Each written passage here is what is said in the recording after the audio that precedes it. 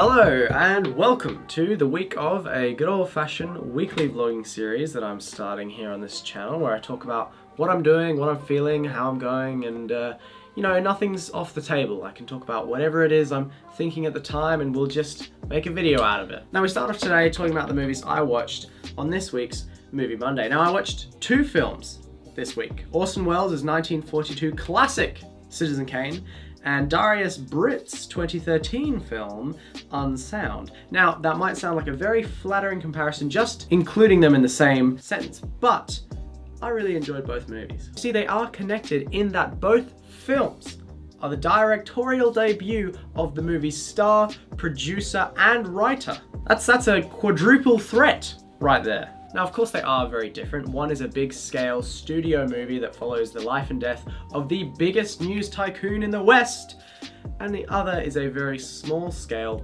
focused look at one man's everyday struggle with family, friends, and a career. They differ mainly in budget and production value. Now, while Citizen Kane is one of my favorite films of all time, and I personally think one of the best films ever made, Unsound I really liked, and to be honest, I'm definitely keeping an eye on that Darius boy. He's a talented young man. You see, of course, what makes Citizen Kane so good is, first of all, just the quality and the talent involved, but of course it's the pioneering of certain film techniques and cliches that are now absolute mainstays in Hollywood. But what makes Darius's film, Unsound, so good is that it's a no-budget, absolutely independent film made in the era of digital filmmaking, and it doesn't suck. It had great cinematography, great acting, great soundscape, great directing, and that's surprising because you see, ever since really good quality cameras became cheap and commercially available to all consumers, you saw a rise in a lot of really great no-budget independent productions, but a whole lot of really bad ones. You see, when you make a movie with no budget and no production company or studio, there's no one looking over your shoulder, no one telling you how to be better, no one giving you notes, and that can be really freeing. I think because of that culture, we've seen some of the most innovative films in decades in the last few years. You also have an absolute oversaturation of really crappy ones. And see, that's what Darius and Orson both did so well. They're both clearly very talented young men. They understood there are certain things in film that you want to make sure you stay away from and certain things you want to go towards. Now, I've had about a year's experience in the film industry and I've worked on projects of vastly different experiences. One of the most valuable things I've learnt as a filmmaker is what not to do. Everyone knows what to do right. Good script, direct well, make a good movie. But certain things that you don't really think of that you need to stay away from, but if you don't learn them, it's really gonna sabotage your movie. So, here in this video are 10 tips, 10 things that you absolutely should not do and stay away from as a beginner filmmaker. Okay, number one is don't wait until you're ready. That is the most in 2018, you could buy a completely capable camera of shooting a feature-length movie for $1,000. It's not that hard to get the equipment you might need. It's not that hard to come up with a story that captivates people. You can do it, and don't let yourself hold you back. You're ready, get into it, learn by doing, learn by failing. Absolutely best advice I can give. Now, I don't mean to contradict the first point, but as much as you just need to jump in, dive in, chase your dream, do it, make it, whatever, don't plan your movies too big of a scale. If you plan too big, that's a recipe for disaster. Keep it small, keep it compact, keep it at a scale that you feel you can do at really good quality. You don't have a big budget, so you're not gonna make it the way you want it. Don't disappoint yourself by planning something that you don't have the means of doing. Now, when you find out what you wanna make a film about, you wanna make this movie easy for people to understand, easy for you to make, and for that reason, visual storytelling is your best friend. That's a great skill to learn anyway as a filmmaker.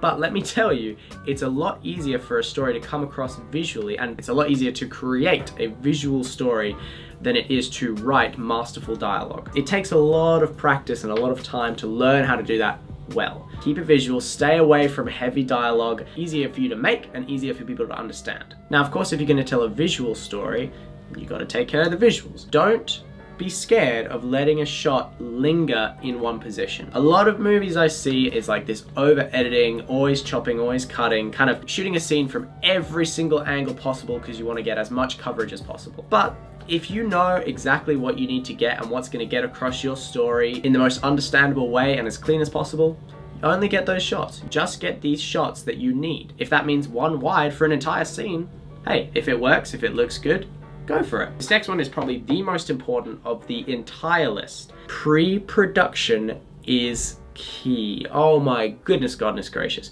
If you don't prepare your movie, it is going to that is the one thing that will tank your movie above everything else, is fail to plan. And that means everything. Scheduling, organizing your actors, organizing your crew, organizing that you've got all the right gear on the right days, organizing where you're gonna shoot, the locations, what shots you're gonna have, what shots you're gonna use, storyboarding it, knowing what budget you're gonna have, knowing what the weather's gonna be like on the day, knowing what kind of sound, what the acoustics of the room shooting are. All of these things are so incredibly important and people don't think about them. You cannot just show up to a location and shoot. If that means going to the location beforehand, you can never be too prepared when it comes to film. You obviously don't want to spend too long in pre-production, because if you do, you can start to lose momentum and start to lose passion. Even documentary filmmakers plan, and that's the most improvisational medium of film you have. Whether it's just the pacing, whether it's the story, you know, bones that they want to tell, you have to have a plan. So similar to the first point on this list, don't think that you can't make a movie if you don't have the best gear out there. Don't worry about breaking the bank on your gear, because Darius's film, Unsound, really great movie. It's on YouTube, you can check it out. That was filmed on a Canon 60D, which is a very cheap camera. I don't know what lenses he used. That movie, for all intents and purposes, gear-wise, was quite affordable. It's about what kind of story you want to tell, how talented you are, how talented the actors are. The edit is a massive influence. Don't bust your own ass about not having the most expensive camera on the market, because honestly, you tell a good story, you edit it well, you pace it well, people will recognize that, and that's not going to hold you back the gear that you have. Now, once again, I don't mean to contradict the last point I just made, but do not neglect audio. When you talk about gear, people tend to think more about cameras than anything else. The camera is kind of the least important part of the whole thing. Audio is a whole nother story. You want to have crisp, clean audio. If you have bad audio, the camera can be good or bad, the whole thing's gonna feel just off. If you have good audio, even if the camera sucks, that's still a completely compelling and intriguing thing to watch. Next up, similar to audio, lighting. Once again, lighting is incredibly important, potentially even more important than a camera. And it's ludicrously cheaper. The lights I have, which light my videos and my scenes pretty damn well, cost $100. My camera costs 10 times that. If you're tossing up whether buying a incredibly expensive camera or buying pretty cheap lights, get the lights. Number 9 is basically don't think that you can do everything on your own. I mean, if you can, that's great. But don't be afraid to collaborate, because there are definitely people who live near you and are friends with you that like to create movies. There's people everywhere that like to create movies and don't mind doing it for free. And that might mean lending you gear. Even just having an extra hand around, even if they don't give you gear, is really helpful.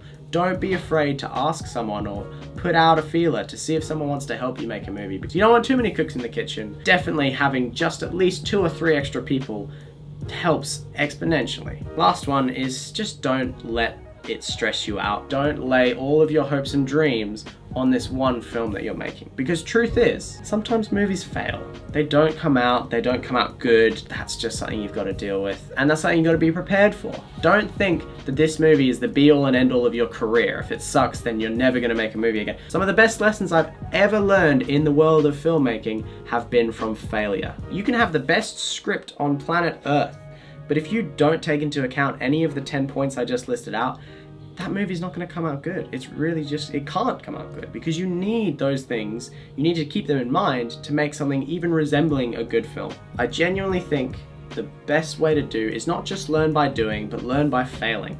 It's a part of life, and it's definitely an integral part of becoming a good filmmaker. Okay, that's where that video is going to end. Thank you very much for watching. I hope this kind of format was okay. I might, you know, eventually add a few different segments and elements to this whole week of vlog series, whatever it is. But thank you for watching. It's been my pleasure. And hey, look, with all these bloody filmmaking techniques under my belt, I should, you should be expecting some good quality content if you subscribe. So why don't you do that and like it and check out all my other socials, because I'll rock your world there as well. Thank you. Have a good one. Goodbye. I've got about just under half an hour of footage of me talking about filmmaking. How, that's... Alright. Come on, Dan. Just get up and edit it, you idiot.